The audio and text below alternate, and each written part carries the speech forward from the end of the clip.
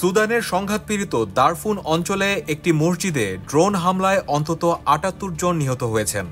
শুক্রবার দারফুনের আল ফাশের শহরে এই ঘটনা ঘটে।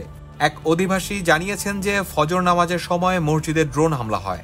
এতে ঘটনাস্থলেই বহু মানুষ মারা যায়।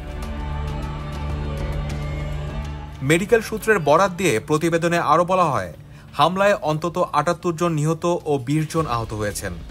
তবে প্রতিবেদন লেখার সময় ধ্বংসস্তূপ থেকে আরও অনেকের মরদেহ উদ্ধারের চেষ্টা চলছিল। এ ঘটনায় দেশটির আধা সামরিক বাহিনী র্যাপিড সাপোর্ট ফোর্সেসকে দায়ী করা হলেও তারা এই দায় নেয়নি।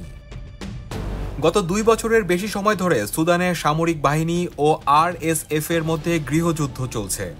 এর পরিপ্রেক্ষিতে দারফুনের সেনাবাহিনীর নিয়ন্ত্রণে থাকা আল ফাশের শহর পুরোপুরি নিজেদের নিয়ন্ত্রণে নেওয়ার চেষ্টা করছে আরএফএস। ফলে সেই এলাকার ৩ লাখের বেশি বেসামরিক মানুষ সংঘাতের ফাঁদে আটকা পড়েছে।